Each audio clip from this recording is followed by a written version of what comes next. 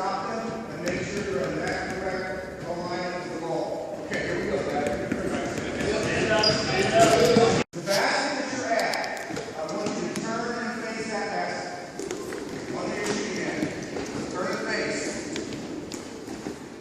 Okay, you have a basketball set up between your knees or your feet or set up beside you. In other words, you can sit on the ball if you want to sit beside you. Okay, the first thing is, I want you to align your knees up to the basket. So turn and get square to the basket with your knees. Both knees on the floor, feet behind you. Turn and face the basket in front of you.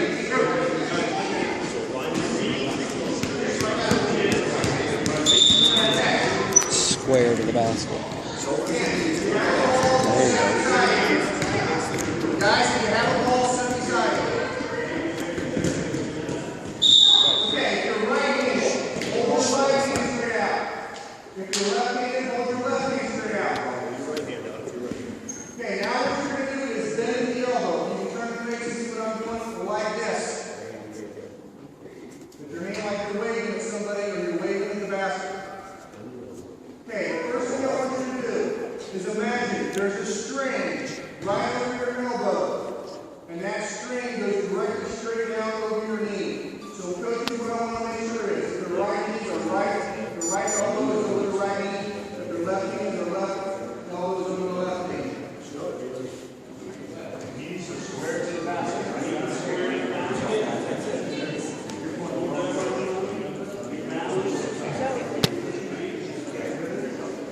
Okay, players, now hold your elbow. Hold it in position so your arm doesn't get tired. Hold your elbow so your arm doesn't get tired. Over you. Okay, now what you're going to do, do not let your elbow move. The basketball is on your fingers. As you look at your hand, your thumb and your first finger, thumb and the first finger, form the letter V, like victory. The bottom part of that V goes over your eye. So if you're right-handed, it goes over your right eye. If you're left-handed, it goes over your left eye. Again, turn and face the basket. Make sure that your face is pointed towards the basket. Your elbows over your knee, hold your elbow position, and then you're turning and turn and face the basket.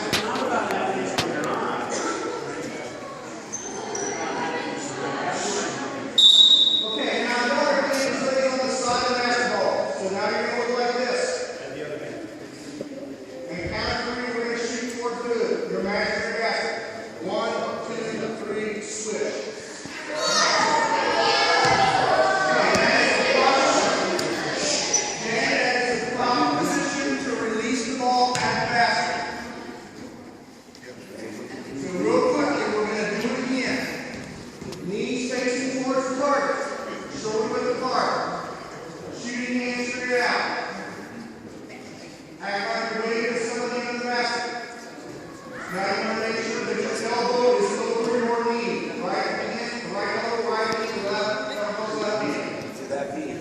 Hold the elbow. Move your shooting field to the bottom part of that beam over your eye. Now put a little bit in front of your eye. Move your hand up a little bit above your eye. Got your hand on the side. 1, 2, 3, switch.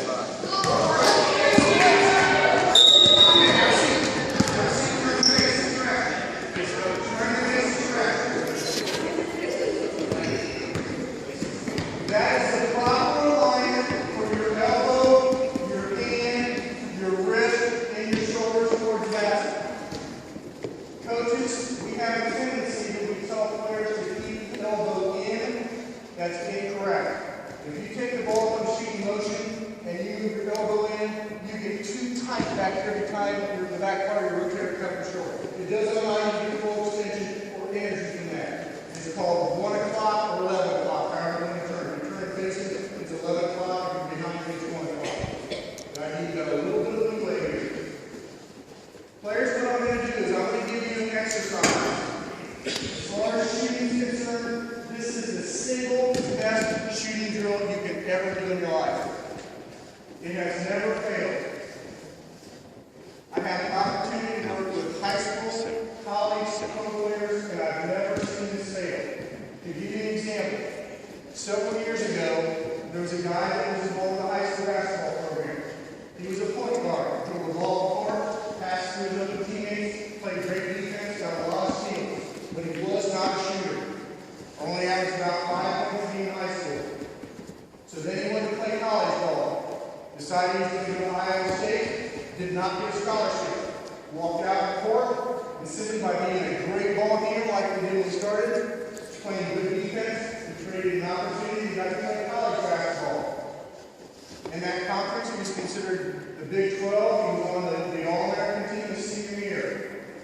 Then he goes and he wants to try out for pros. Nobody asked him because he's not a good shooter.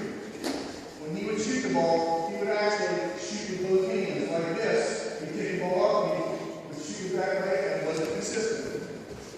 So then he gets to the point, he tries out, and he makes the Philadelphia 76ers team. And what the first thing the shooting coach did is exactly what you're doing now. He laid him on the floor, and he had him shoot the ball up in the air, getting his hands in the proper position. Coaches, the biggest mistake that shooters do is with the hands. If you have kids shooting three-pointers, physically, most of them are not strong enough to get the ball moving. This is where it starts. They're shooting far away the basket with their hand. They might shoot like this when they're close, and then they get far away, and all of a sudden you see the thumb on the 90 goes in. That means they're streakers. That means they're trying to get that extra energy in the thumb as opposed to their dominant hand. So players, I want you to watch. You can do this with your team in just a second. As you do the skill, I got Coach Troy here who can help me. The first thing is, when you lay on the floor, you should be able to see between your feet. Your toes are up. You're not going to do this. If I shoot like this in practice, this is what I look like in game. Look kind of silly. This is what I look like before I shoot the ball. That's what I want to practice. So you're in a straight line. Coaches watch the feet and the head. Sometimes they want to turn the head. Then you're going to do just like you did with the triple preposition.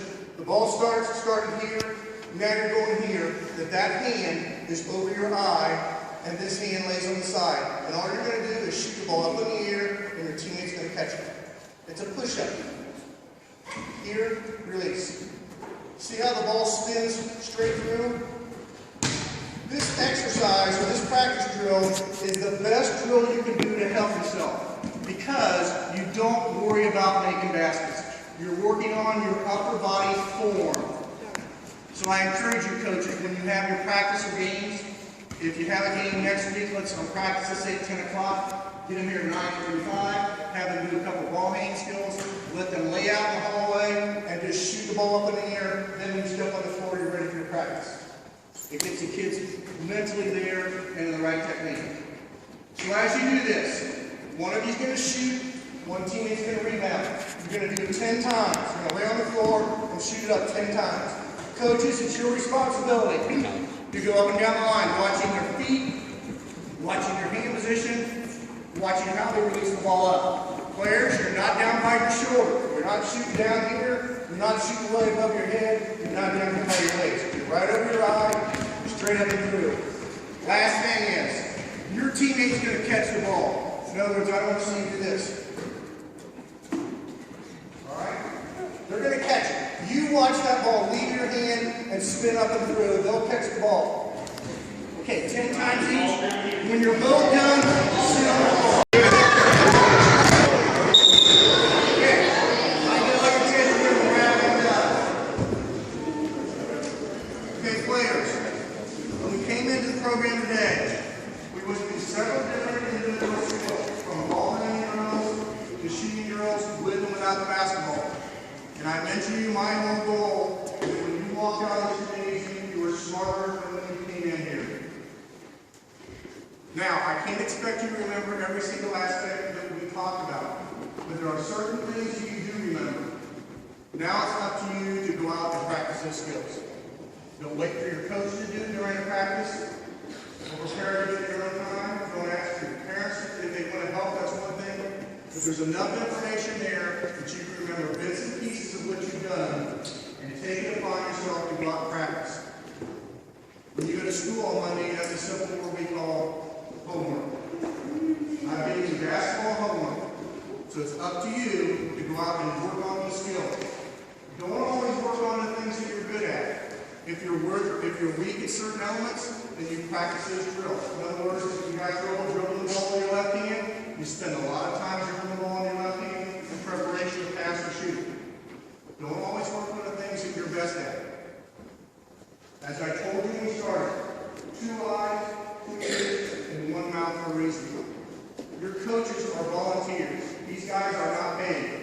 They're here because they want to be involved with this basketball program, and they want to see success at your age level, that it carries over as you grow older and older, and you get the opportunity to try out when coach comes and play at the high school level.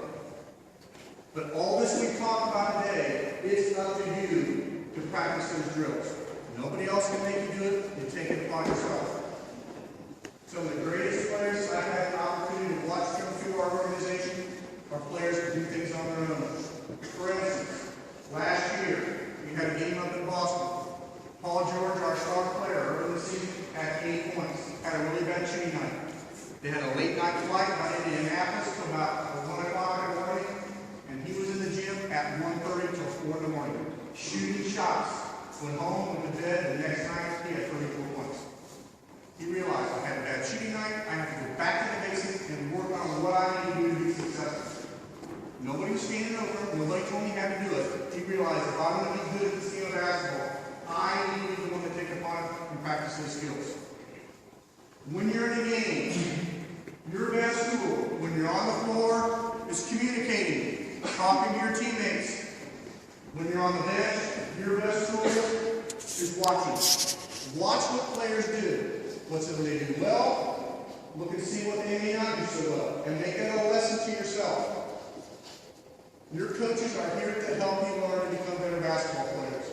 With that being said, any parents or people that brought your kids here, I strongly urge you, as your child's participating in athletics, let the coaches coach.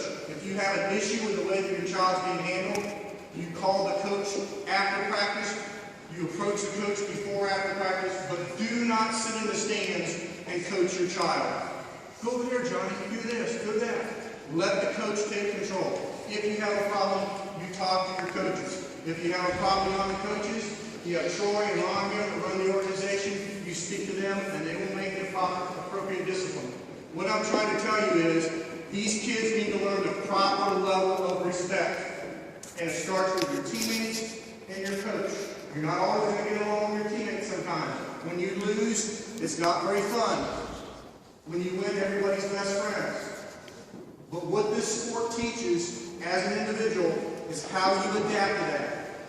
So